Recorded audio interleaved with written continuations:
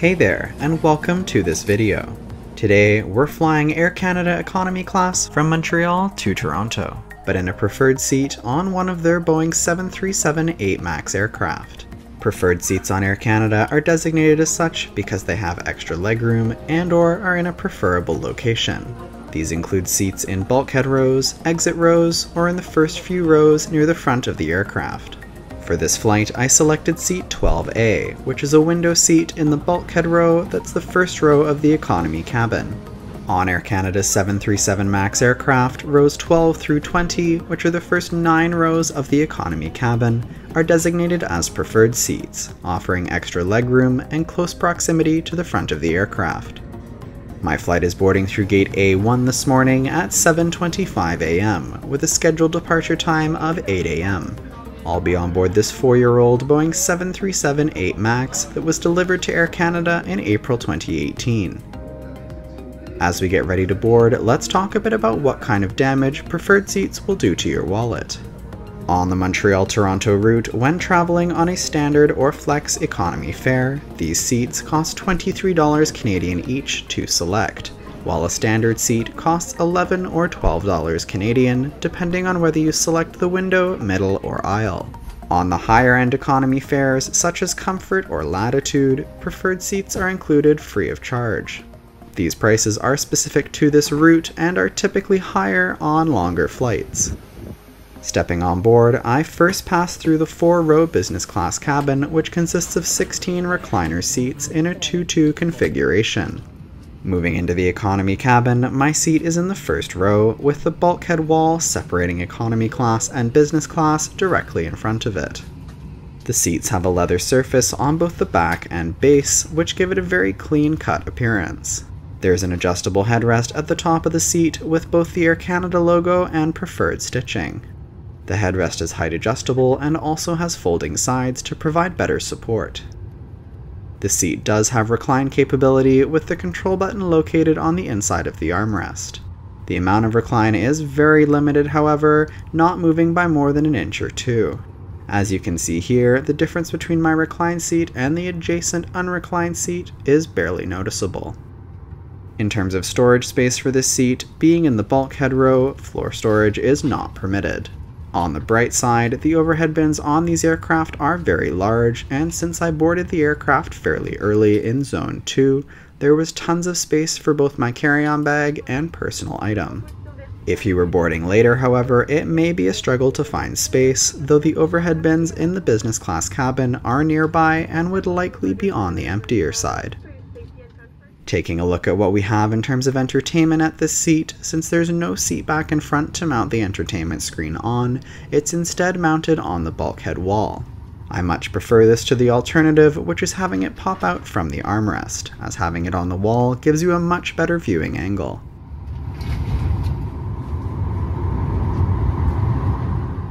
Lower down on the bulkhead wall near the floor, there's a pocket for storing the provided reading materials and any other items you wish to put here.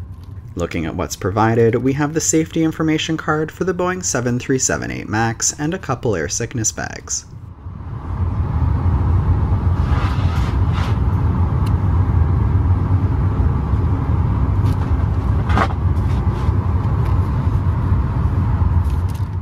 Now that I've settled into my seat, let's take a look at the legroom.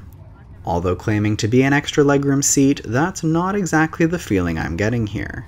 While yes, there's no seat directly in front, so the feeling is a little less cramped, the actual legroom in this row is quite tight. At 5'10", my feet are pressed up against the bulkhead wall, and I'm not exactly able to stretch out. Ladies and gentlemen, good day from the flight deck. This is Captain Zoe. Welcoming on board flight 432 Toronto. Distillation on boarding is complete. We've covered most of the seat tour, and it's 7:54 a.m. now, and boarding is complete. The jet bridge is detaching, and we're just beginning our pushback from the gate. 100, 150 times what the typical public describes in Government of Canada requires that all passengers over 2 years of age must wear a face mask at all times while on board. This applies to all travelers, including those who are vaccinated. Saisissez vos chevilles, passez vos bras sous vos jambes. The illustrated card in your seat pocket or magazine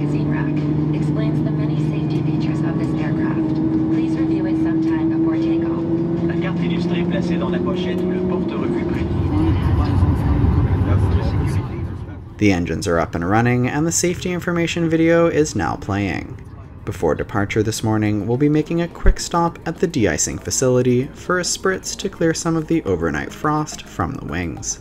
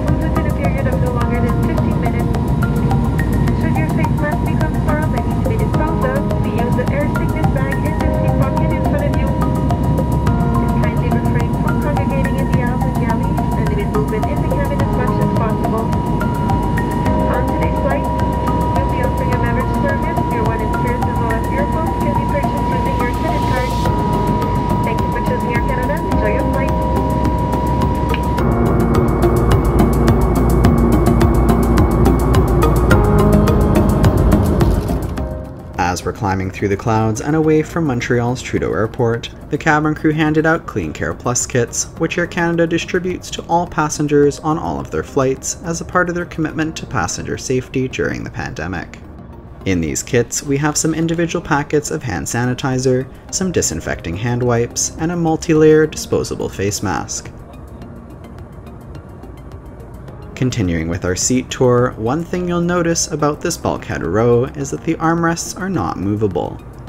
While this does give you some more definitive boundaries on your personal space, it can also be annoying.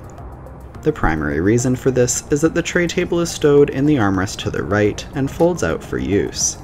It's a fairly large table and is quite sturdy, with the ability to be used in either half or full-size configuration. It's also mounted on rails such that it can slide inwards and outwards. Conveniently, shortly after I popped out my tray table for the demo, the cabin crew began the complimentary in-flight food and drink service. On this short flight of less than 1 hour, you're provided with a drink of your choice and a packet of cookies on the morning flights. While you do get served first in this row, one unfortunate note is that sitting this close to the business class cabin will give you a lot of food envy, as the smell of their hot breakfast wafts back to you. Moving onwards, let's take a look at the seatback entertainment screen. This system is loaded with lots of on-demand content, including movies, TV shows, music, audiobooks, and podcasts, with a good range of content available under each submenu. Each type of content is grouped into different sections by genre, recommendations, or other themes. There's also a games section and a dedicated kids content section with movies, TV shows, games, and music targeted to kids. In general, the touch responsiveness of this screen is really good, making it super easy to use, and the graphics quality is very high. Also on the screen, you can access information about the food and drink items available on today's flight. You can view your flight arrival information or destination guides, and even up-to-date news headlines from BBC and AFP. Of course, there's a section with the in-flight maps, which are stunningly high quality with tons of different viewing options. Overall, just a really pleasant entertainment system to use. Looking at the bottom bar of the screen, there's a power button and volume control, as well as navigation buttons for menu, home, and back. On the lower edge of the screen, there's a headphone port for connecting to the system audio, and a USB port for charging your device. One slightly negative thing about having the screen mounted on the bulkhead wall is that it's quite far away from you, so not only do you have to reach to control it, but the headphone cord has to hang quite a distance. Also at the seat, we have AC power outlets located on the divider in between the seats, with 2 outlets shared between every 3 seats. Above the seat area, we have a personal reading light and personal adjustable air conditioning vent, along with an attendant call button for the row. My reading light button was looking a little worse for wear, and by that I mean broken, so I decided to demonstrate with the middle seat light instead.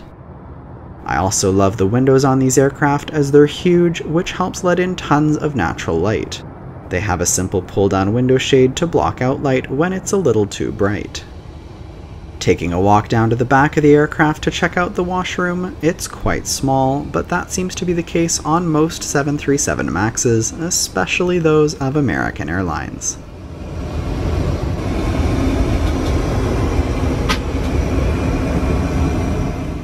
Getting a nice look at the cabin as I head back to my seat. The economy cabin on this aircraft is in a 3-3 seating configuration with 153 economy class seats, 54 of which are preferred seats. The business class cabin is just ahead of that with 16 seats in a 2-2 configuration.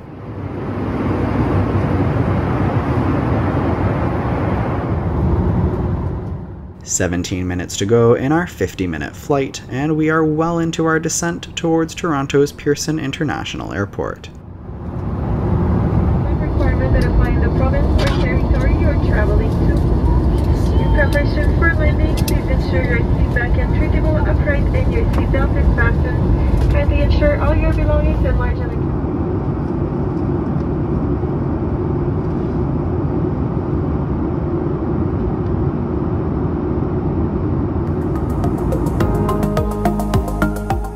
Thanks for joining me for this video and short flight over to Toronto. Now for some final thoughts on the seat and the flight in general. The real question here is, would I splurge again and pay the extra $23 for one of these preferred seats on an hour-long flight? To be honest, probably not. Although I liked being close to the front of the cabin, which meant I got served first and was able to disembark quickly after arrival, I found that the legroom in the seat was underwhelming, especially for a bulkhead row. It's important to note, however, that this particular case may just be an outlier and not a general comment for preferred seats overall. At the end of the day, the preferred seats on Air Canada's Boeing 737-8 MAX might give you a little extra room, but don't really differ that much from the standard seats in the back of the cabin.